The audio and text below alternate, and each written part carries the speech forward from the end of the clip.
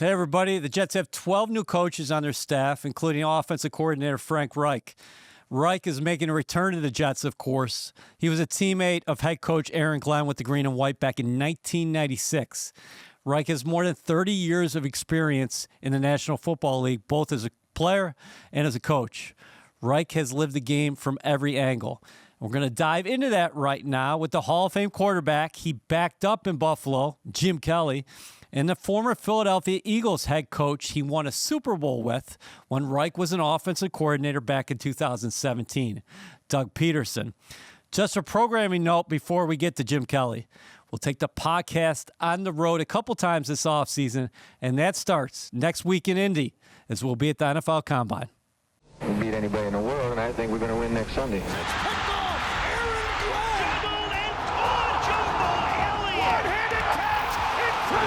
Gets running loose. Can't wait.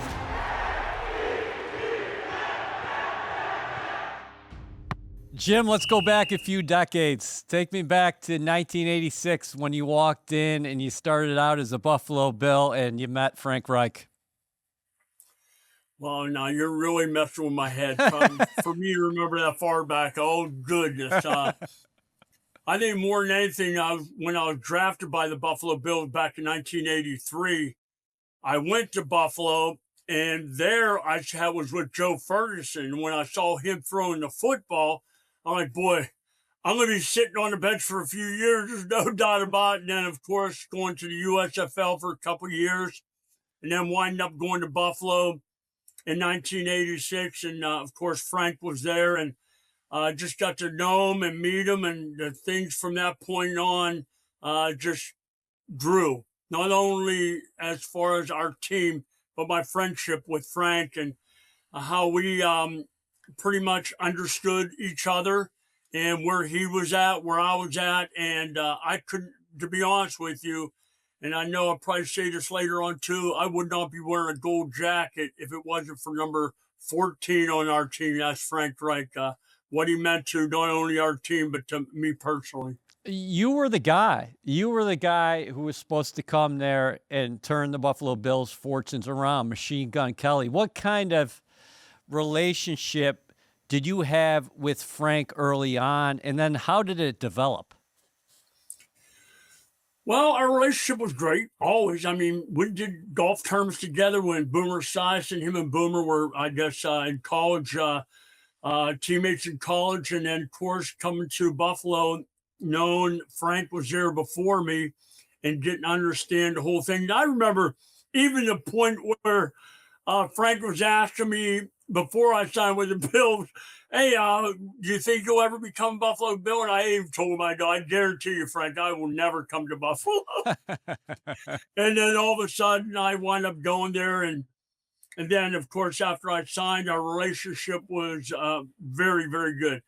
I guess as time grew, he knew the type of person I was. I was more of a outdoor, crazy, love to have fun guy. He was more kickback, laid back type of quarterback and person. And he was my roommate early on in my career. And then the more that he got to know me, I think he decided maybe I need to change roommates. But that was my personality. I was never a guy to sit back, relax, and enjoy whatever I had around me.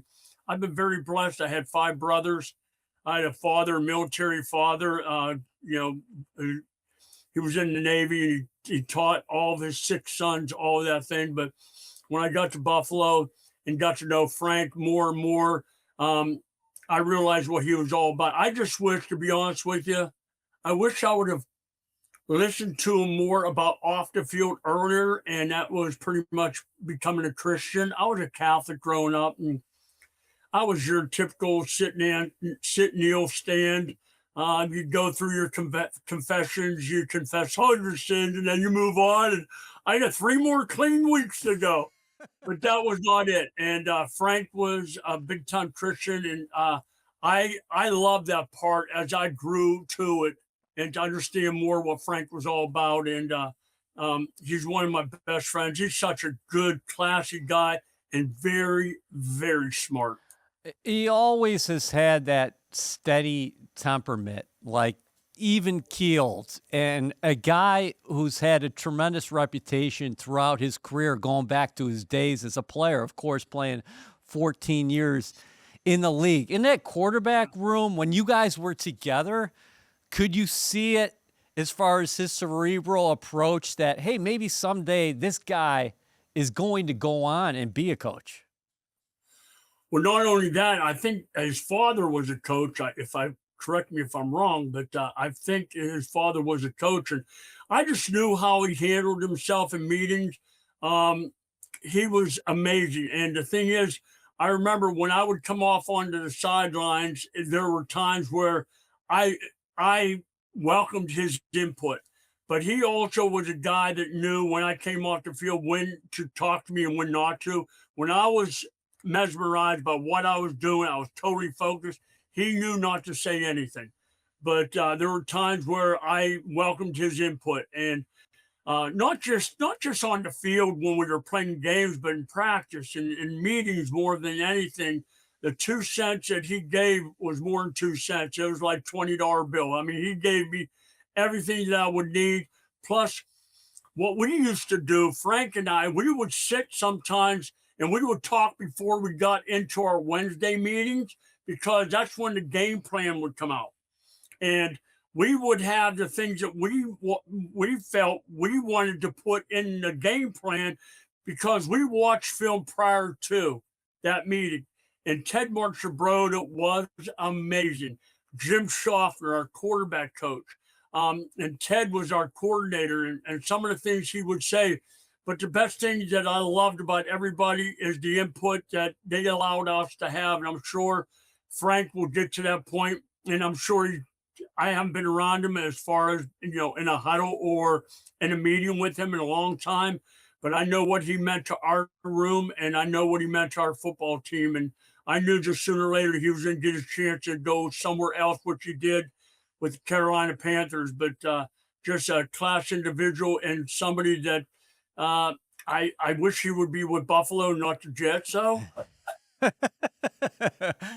You guys revolutionized offensive football there in the early 90s, late 80s. When you're talking about the K-Gun offense, you mentioned Ted Marchabroda before. What was it like for you and Frank as far as knowing that, okay, offensively, we're changing the way the game is being played right now? How much did Frank soak in that experience, maybe behind the scenes? Well, to be honest with you, Frank and I, as far as offensive schemes, were different.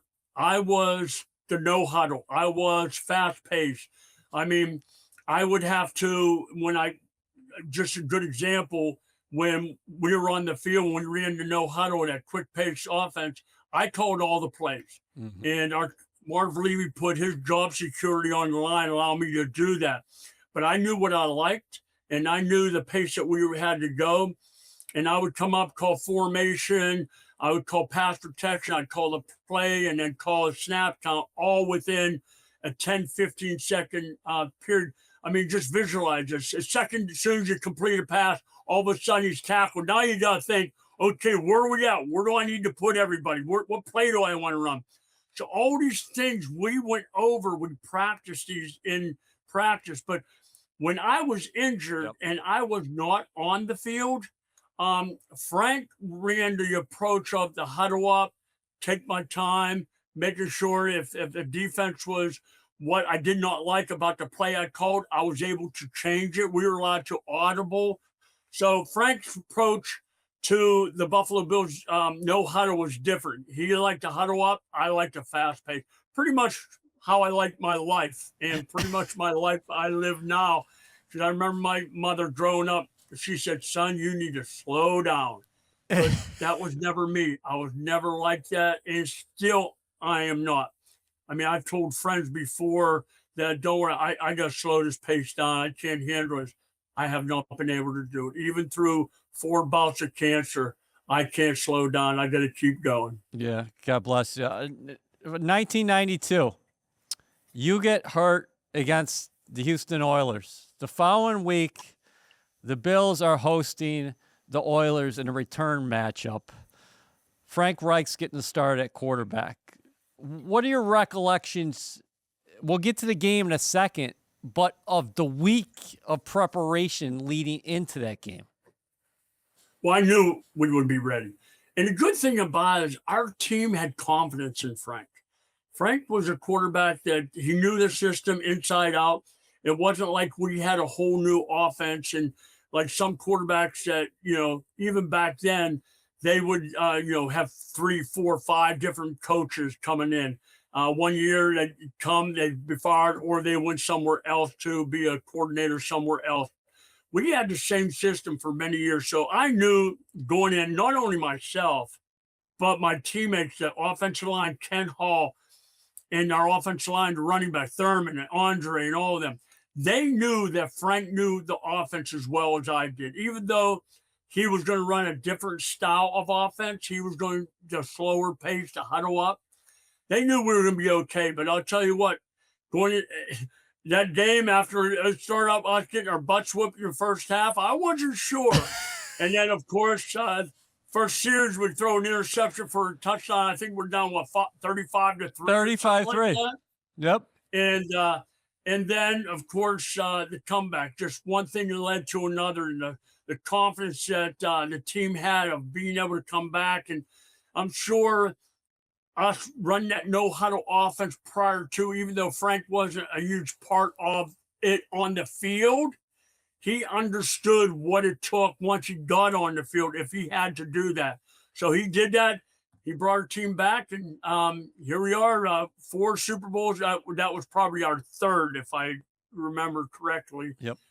That's the third one, then would wind up going 4 in a row. At 35-3, like you mentioned, early in the third quarter, you're on the sideline. We've seen footage of this for decades now, and there are a number of key Bills on the sidelines. What is Frank like in that situation, as far as how he stayed his approach? Seemed like, you see all these highlights of Frank on the sideline. He was never rattled, even after the pick 6 and you're down 32 points in the second half. Cool, calm, and collective, the old saying. One of the things I think most players do when they can tell somebody is in it, their mindset is focused on what they have to do, you don't bother them. You don't mess with them. That's one of the things I remember when he started that comeback in the second half. I didn't say too much. Maybe I said, all right, Frank, keep it going, bud, or something like that. Without a doubt, I probably did that. But other than getting in his head, when you're focused and you've got one thing on your mind and you're thinking of things to do, it's almost like a kicker. When a kicker's focused, you don't mess with him. Let him do what he has to do. But same with the quarterback. And sometimes the quarterback, if they need help, they'll ask for it. But Frank did not need anything. He had that thing in his mind. He had everybody, playing to what he felt was the best, and made some great throws. And of course, as I well know, even though I was not in that game, he had the greatest comeback in the history of college football against Miami. That's right. The team that I played for. Even though I was not there, I was already, in the USFL. But then, of course, he wound up being the greatest comeback in the history of the NFL after that. You were a star. You're an NFL Hall of Famer. What did it mean to you?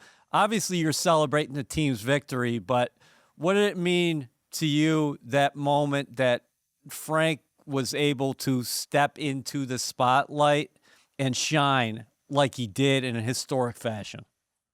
Well, I guess when you know away from the field and know what type of person he is and what type of teammate he is, you're 100% behind him. I just know that no matter what he did, whether it was on the field or off the field, he was first class. And I know what he meant to our franchise. I know what he meant to our team.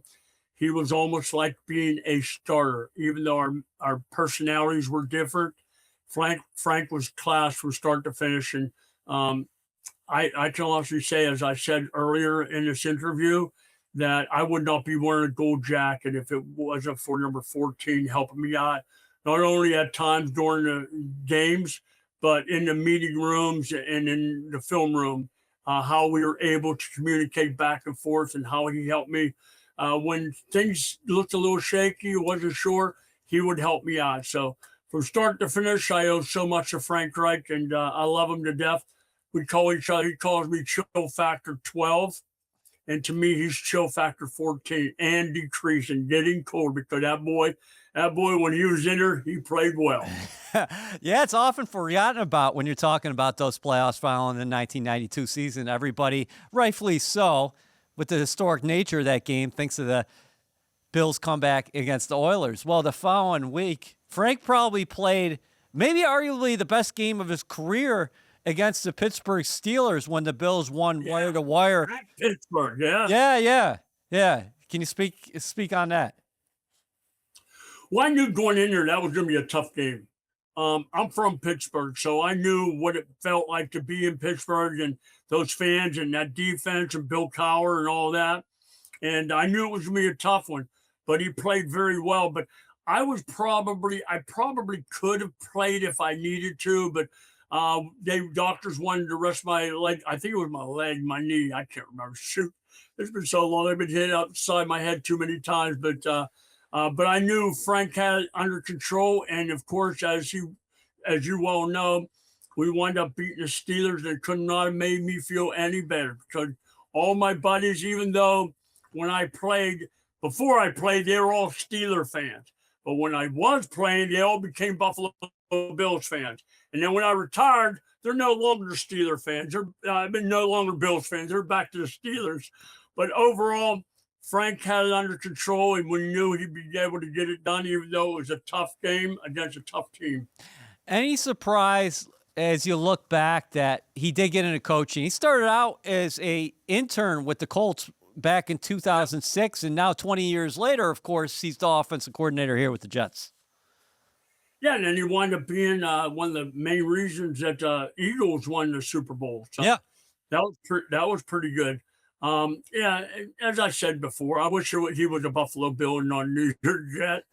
And because I got a lot of friends that lived on in that area, or Jets fans, and I like to mess with them. But God bless him. I know that he's going to add so much to that football team and so much to that quarterback room. So I wish him nothing but the best, except when they play the Buffalo Bills. And then, of course, Frank knows that it's all about the Bills, but you got to do what you got to do. But can you speak to that dynamic, though? You just mentioned it, Jim, that Aaron Glenn brings on a seasoned veteran offensive play caller now here with the Jets in Frank, whereas, okay, Aaron, obviously defensive coordinator with the Detroit Lions for 4 years. He made a defensive coordinator change. We're going to have to find out if he's calling plays on the defensive side of the ball.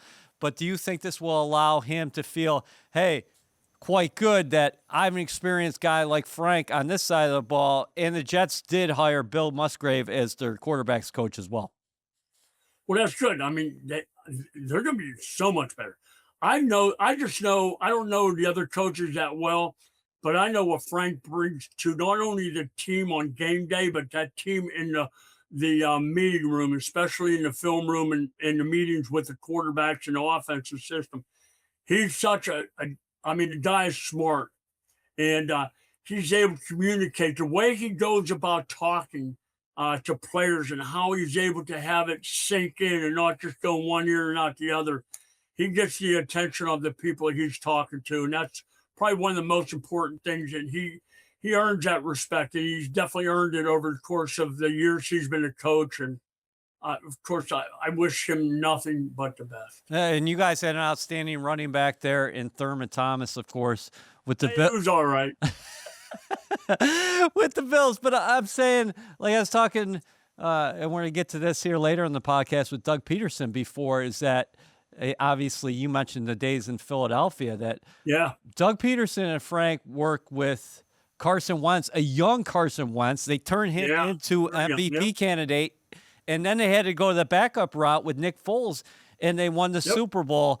And one of the things that Doug will go on to say here is that, can you speak about this, is that Frank is going to try to find balance that, yeah, you got to throw the ball, but he also, if you look at his experience and his stops, his various stops throughout the National Football League, he wants to run the football. Well, you have to. And I complain a lot of that, but the good thing about Frank's play calling, which I'm sure the Bills will find out, and they already know, it's not always run, pass, run, pass. Frank is able to mix it up. First down, he's not always running the football.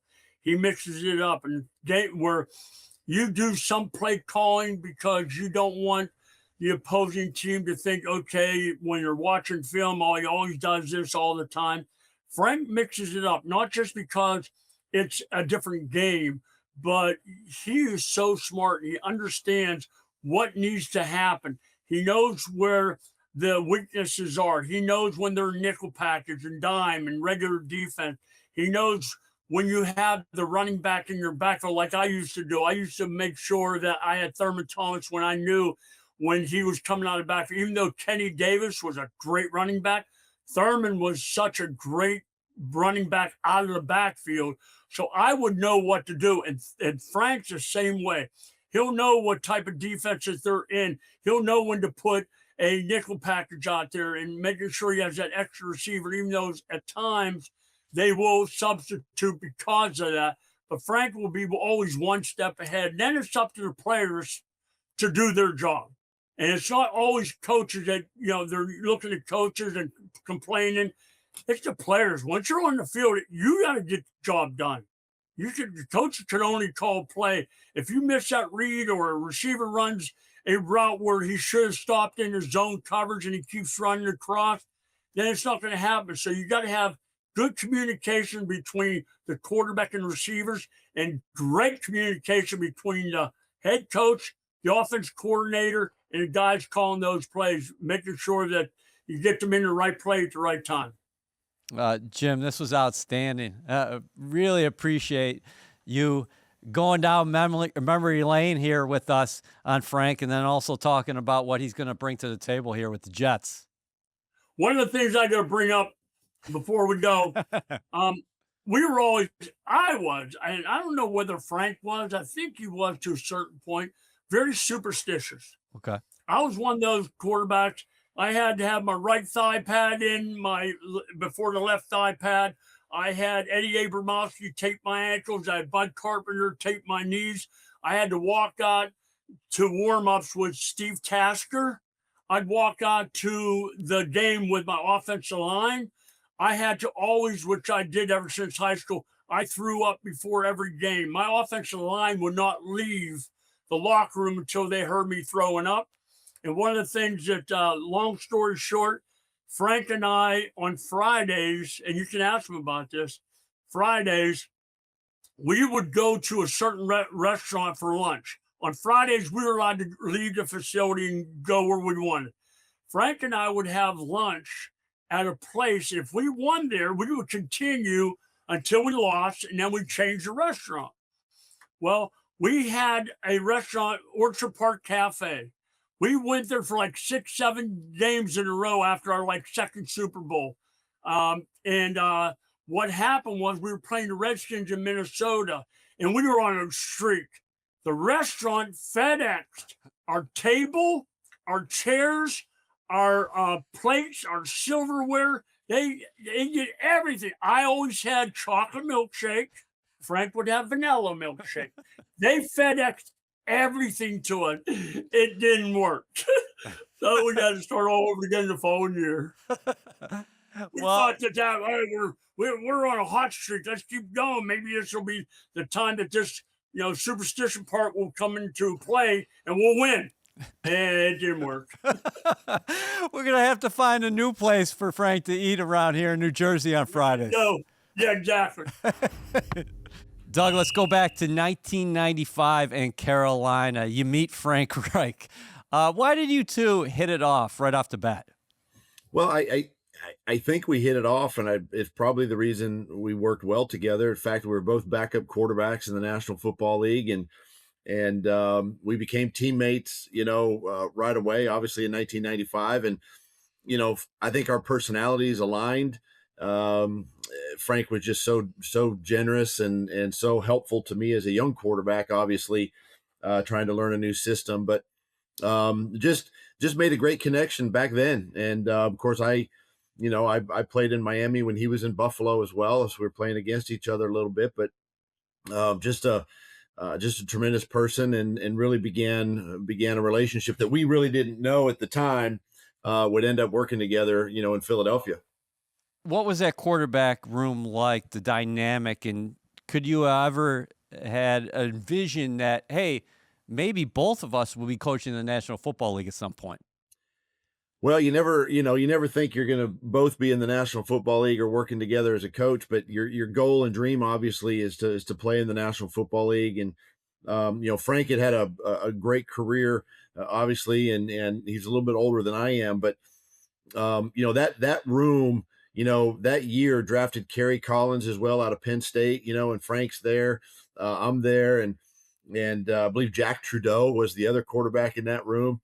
So it was a very, very diverse, very unique room. But I'll always remember just how just how helpful and how he was a coach to me, really, on the field. And even though I was only there for a short period of time, just began a relationship that we still carry on today.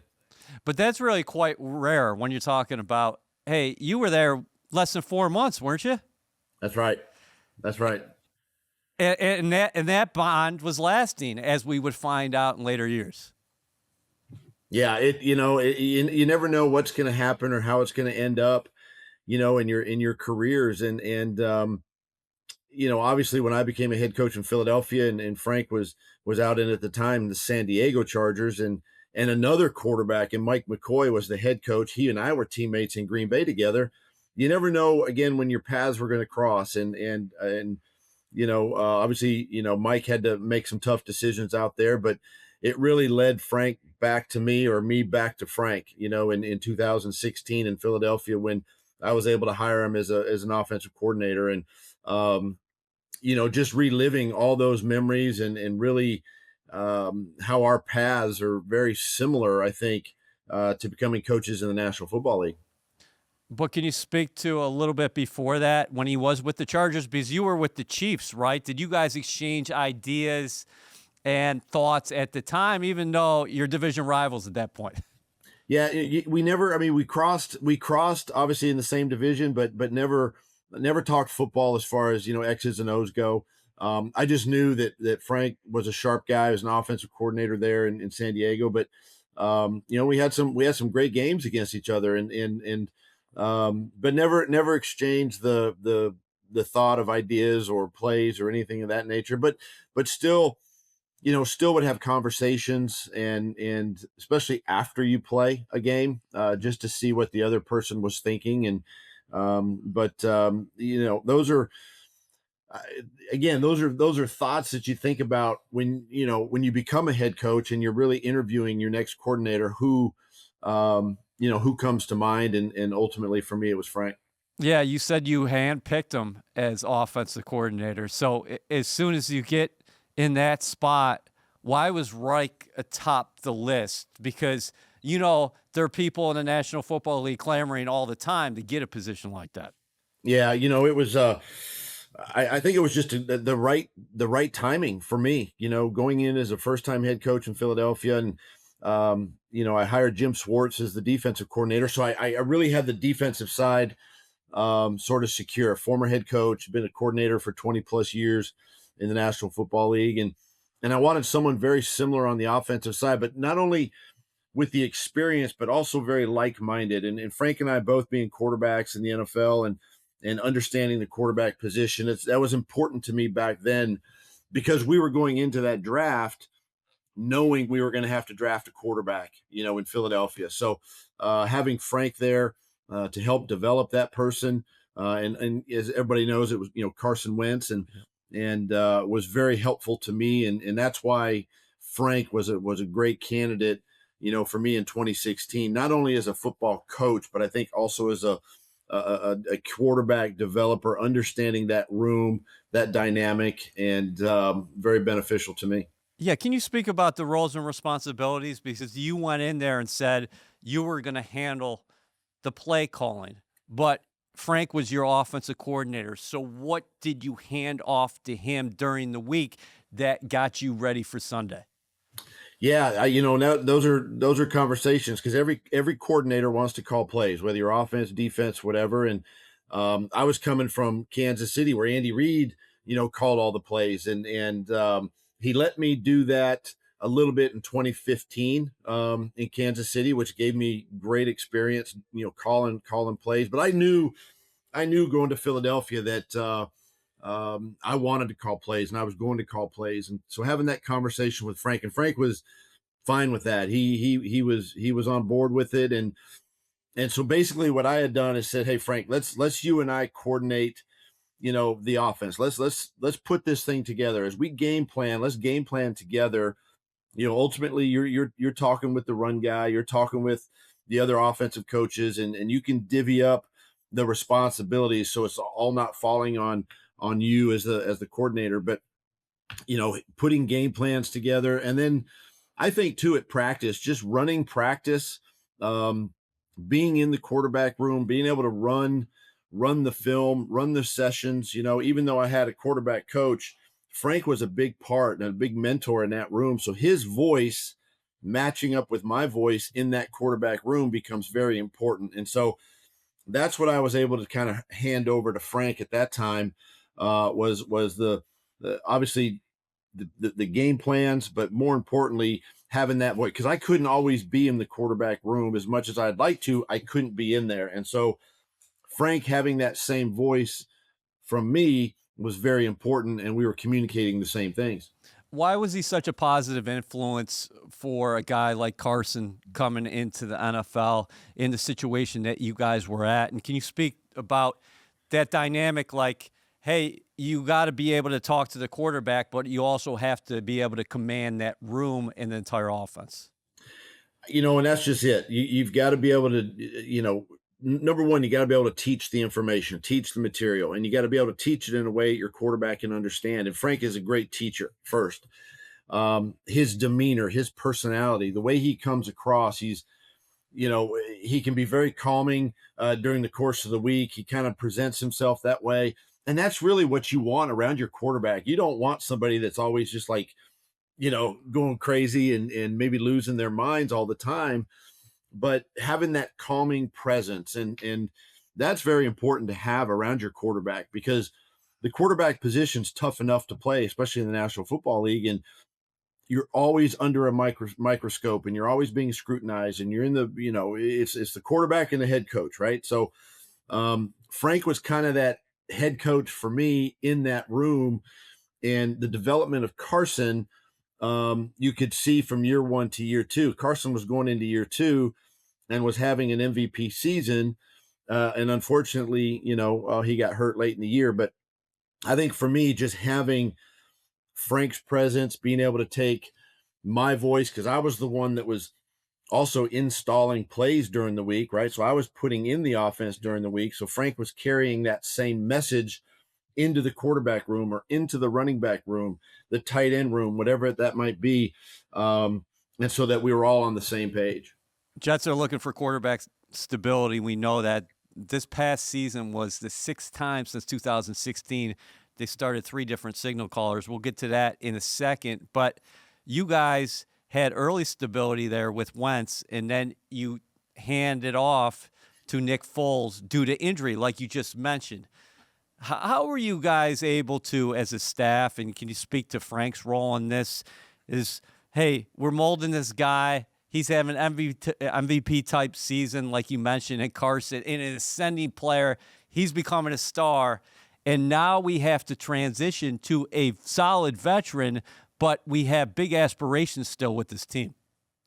Yeah, obviously it was a tough situation losing Carson, but the history with Nick and I was on Coach Reid's staff in 2012 when we drafted Nick Foles into Philadelphia and on that team, and then Chip Kelly had him and moved on from Nick there for a while, went to Kansas City. Anyway, came back in 2017. We brought him back as a veteran backup, and in the National Football League, you really do need two quarterbacks.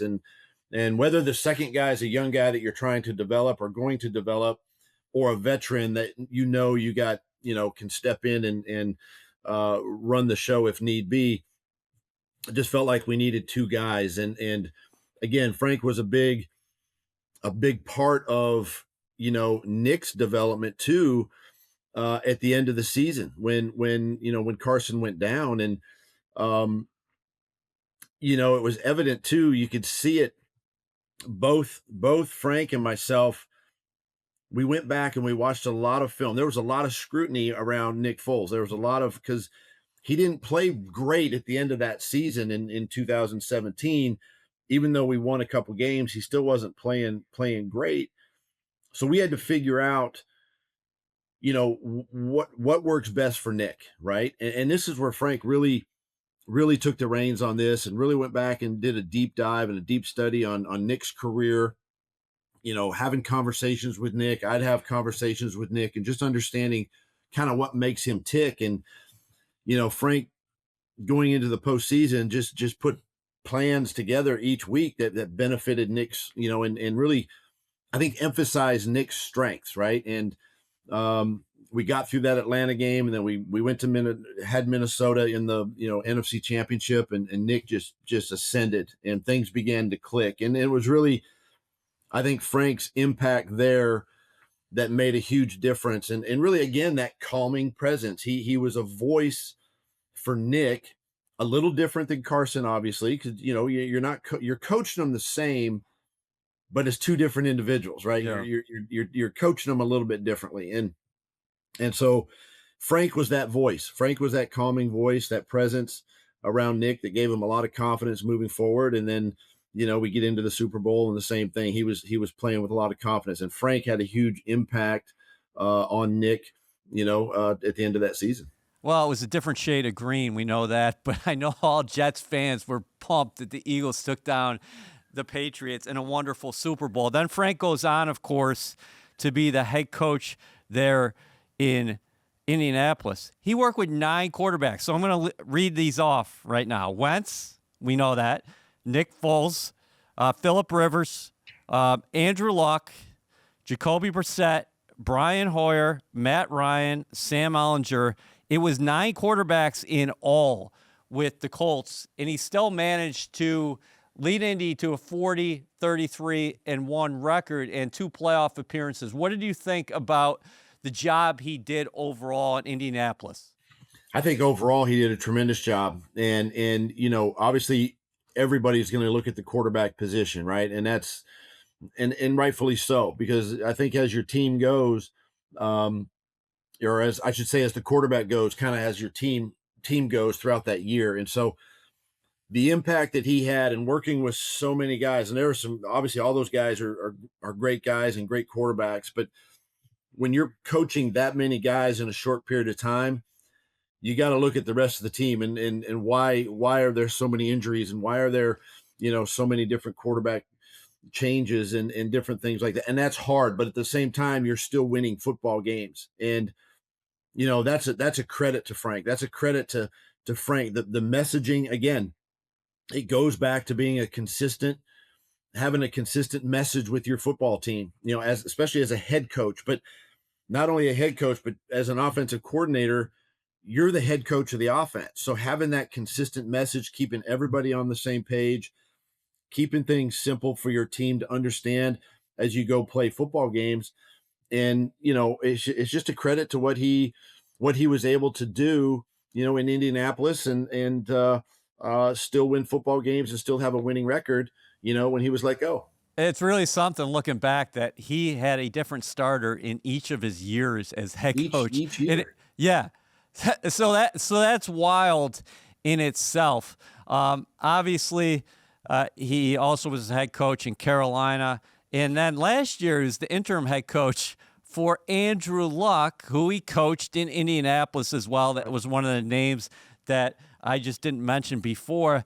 What did you think from afar when you heard that Frank was the interim head coach for his old protege there, or his old student there in Andrew Luck at Stanford. Yeah, I tell you, I was a little surprised that Frank was going back to college, quite honestly. But it's just, again, he loves the game so much, and he really wanted to go back and really work with Andrew. I think that was a relationship that they built in Indianapolis, and one that's going to be a long time, friendship the rest of their lives, obviously. And so I think that was big reason why, he wanted to go out to Stanford and help Andrew. And as a credit to Andrew too, to really lean on Frank and his expertise and his knowledge of the game and his leadership skills to bring him out to Stanford and then make him the interim head coach. And eventually Frank became the play caller. He became the offensive coordinator out there as well. And he kind of did everything. So I was a little surprised that he did that, but really look back the 30,000 foot perspective. It makes a lot of sense for Andrew to reach out to a guy like Frank just because of their history, but also I think because of who Frank is and the type of coach that he is. Which leads us to now. Frank Reich was a New York Jet in 1996. Now he's coming back 30 years later as offensive coordinator. He was teammates with Aaron Glenn. I don't know if you've had the opportunity to talk to him over the course of the last 7 to 10 days, but what did you think of the match as Reich returns here as OC? I'm happy for Frank. I'm happy for Aaron. I think, and I know what Aaron's going through. It's a tough situation as a head coach when you're not having success early and everything feels like it's collapsing on top of you, and you're trying to find everything you can, to try to win a football game. And now to go out and get a guy like Frank and really kind of, to me, it sends a message that says, hey, I'm giving Frank the offense. He's my head coach of the offense, and I can focus on the defensive side. And I think it's going to be a great relationship with those two. I think they're going to have some success. It may not come early, especially depending on what they do at the quarterback position. But I know that Frank's going to develop that team. He's going to develop that roster on offense. He's going to have the best 11 on the field. They got a tremendous receiver in Garrett, and how Frank utilizes him within the scheme is going to be fun to watch. So I think this is it was a great hire by Aaron to go get a veteran coach, somebody he respects, somebody he likes, and really somebody who has had the success that Frank has had, whether it was with me or in Indianapolis. I think it sends the right message to the football team that they're heading in the right direction. Do you think it makes sense too? Like you talked about your own personal experience, Doug, and I thought that was really tremendous insight. Like a lot of people are talking about possibly now Aaron Glenn calling plays on the defensive side of the ball. We'll have to see how that all works out. Of course, he just signed Brian Duker to be his defensive coordinator. They have experience together from their days in Detroit and all the way back to Cleveland. Now, if AG does indeed call plays on the defensive side, that's nothing that is groundbreaking as far as today's game, because you're talking about, we went through the list the other day. I think it's like 25 head coaches. You're going to get to close to 25 head coaches in 2026 who are calling plays either on the offensive side of the ball or the defensive side of the ball. And that's the thing nowadays is, right, whenever a team goes through a head coaching change, ownership and the search committee is always looking at coordinators, right, or maybe former head coaches, things of that nature. But that's the one thing about being coordinators in the NFL is you want to call the defense, you want to call the offense. And so, they want to carry that over when they become a head coach. And obviously Aaron's no different. And so for him to do that, I think, it really, and it kind of goes back to what I was mentioning earlier with Frank. It gives Aaron a little bit of that security that the offense is going to be well taken care of. He's got a veteran coach. Like I said, he's got a former head coach over there, somebody that knows how to call plays, knows how to call a game. Now I can focus on the defensive side. I can really dive into the defense, still manage the offense and manage the team. That's what head coaches have to do, but I can focus in more on the defense. And, I think this past year for Aaron, there was a lot going on, and it kind of pulled him away from doing some. And sometimes a head coach just, that's what happens, right? You get pulled in different directions, whether you're, worried about a player, maybe a free agent you're trying to sign, or you're trying to make a trade, and all the coaches are always involved in these decisions. And I think now this gives him a little stability, especially on the offensive side, and then he can focus himself. But that's what you're seeing. You're seeing more head coaches, and whether they're offensive, defensive guys. I will say this though, that I think a defensive head coach is more.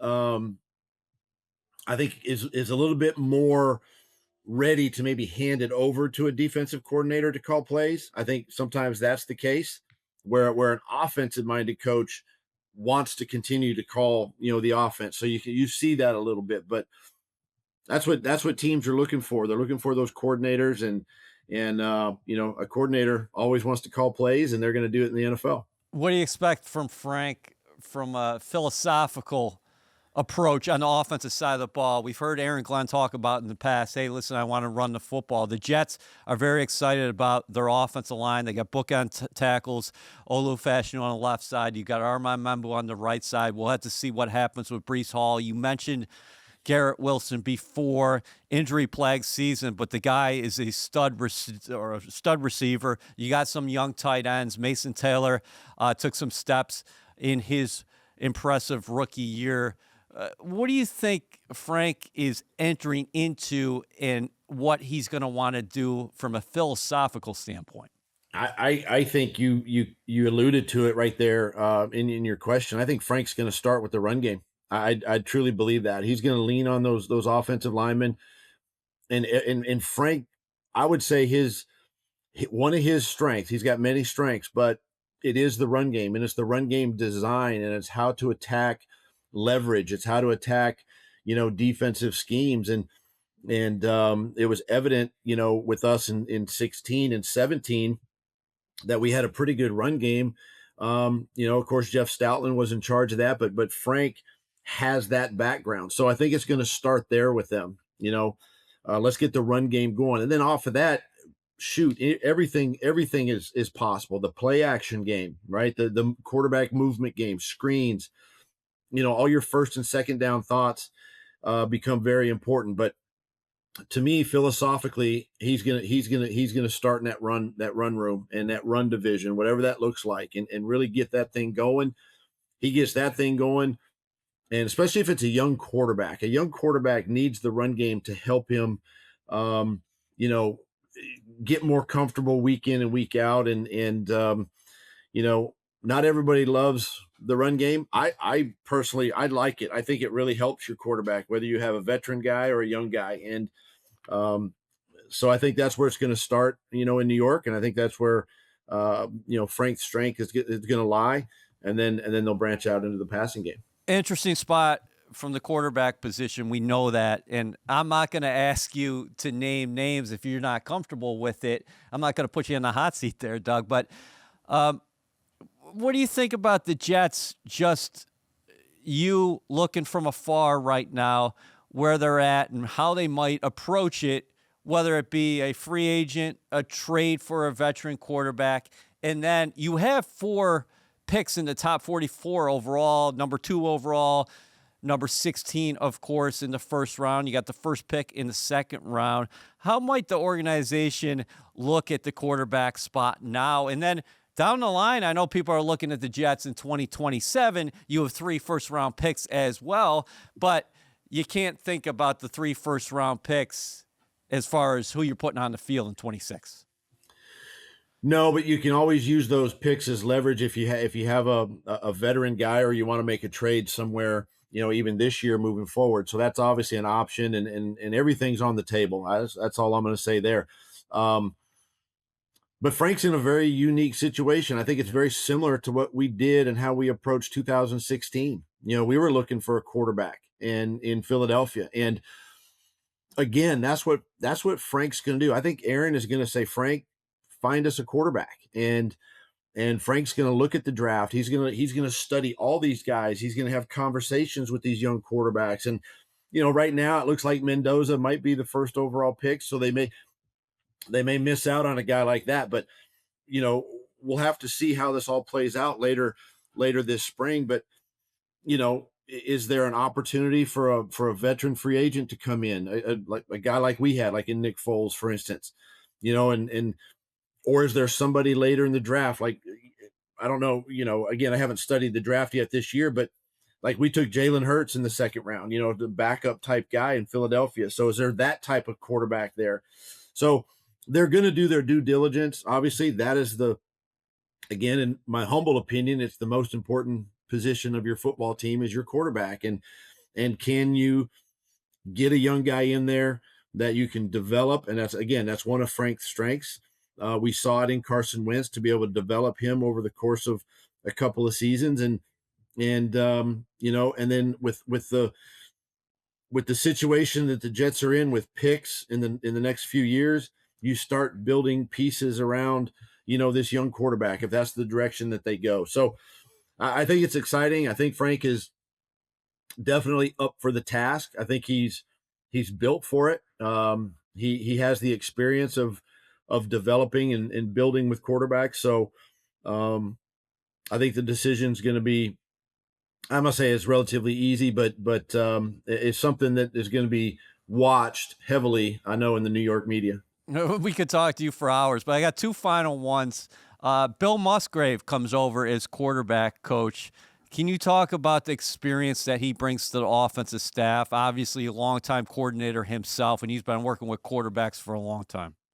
I think it's a great hire. Bill's got a lot of experience in the National Football League, and you're right. He's been a coordinator, and he knows offense, and so this is going to be a really good pairing with him and Frank, and really diving in. And again, it's about developing the quarterback position, and really whoever they get, again, free agent, draft, or both, being able to develop that position. And I think Bill is really going to speak the same language that Frank is speaking. I think that's important that they're doing that.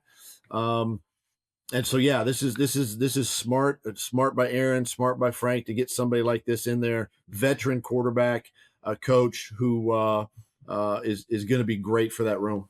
And finally, where's this thing going as far as the NFL is concerned? We just watched the Super Bowl where the Seahawks dominated, and you saw both defenses getting after those offensive lines in terms of their protections. What's going to, we talk about zig and zag and how do people react. So where's the league going right now from a offensive standpoint? It's funny because it's very cyclical. The NFL is, and obviously, you could probably say the last few years defenses have kind of dominated, in the National Football League, and no better example than this year with the two teams that were in the Super Bowl, two great defenses. And, to me, I think there's a shortage of offensive linemen, quite frankly. And then not only a shortage, but you really have to find guys that just like the quarterback position, you have to develop your offensive line. You just can't plug and play guys. It's not that easy. Even though as coaches, sometimes we think it is, you got to continue to develop those guys. And, if you're going to draft offensive linemen, again, you got to spend time, you got to watch, you got to talk to people, you got to invest some time in these guys and really make sure you're making the right decisions. But, you can get a 255, 260 pound edge rusher with long arms and speed. And, I would take that guy every day. I mean, that's what's wreaking havoc in the National Football League. And if you just go back and look at all these playoff teams this year, I think of Houston, when I was in Jacksonville, obviously Houston, with those two defensive ends that they have, you're always accounting for these defensive ends. Cleveland with Myles Garrett, and all these teams are going to have these. Chris Jones in Kansas City, who's more of an interior guy, but can line up anywhere on the defensive line. So it's going to be let's pattern ourselves after what Seattle has done. Yeah, but you can't. That's one of the things that you can't do is you can't go, oh, I want to be the Seattle defense. Well, no, there's only one Seattle defense. Or I want to be the Patriots. No, there's only one Patriots defense. Your team may not have the same talent that Seattle has, or your team may not have the same talent that New England has, or vice versa. Now, schematically, yeah, you can pick and choose what you want to put in, but it's just something that teams are going to look at and go, wow, maybe we need to spend some time on the defensive side. But to me, I mean, you have to invest in your offensive line. And I think, like you mentioned earlier, the Jets have done that. They're going to continue to do that. But again, look at what happened to Denver with Bo Nix, and he gets hurt in the postseason, and who knows what would have happened in that AFC or divisional round, or that championship game, things like that. So the league is healthy. The league is in a good spot. The league is built for offense. It really is. But what do they say? Defenses win championships. So kudos to Seattle and Mike McDonald and those guys, and they did a great job doing that. But you got to be able to score points. You got to be able to score points in the league to really win games. Yeah, it's going to be fun watching this thing unfold, because the Jets do have pieces here. We're going to have to see what their plan is at the quarterback position with their new offense coordinator, Frank Reich, new quarterback coach in Bill Musgrave. But like you mentioned, like we talked about multiple times here, that they're really excited about their young pieces up front as far as that offensive line is concerned, and that's where it all starts. So interesting to see how Frank and the rest of the staff go about the quarterback position, but he is quite experienced, and he's back in a different shade of green, Doug, but I know you'll be rooting for him. I am. I'm pulling for him, and pulling for the Jets, obviously, and Aaron Glenn's a good friend of mine too, and pulling for him, and wish him all the best. But he's got a good one in Frank, that's for sure. Thanks so much for your time. Thank you.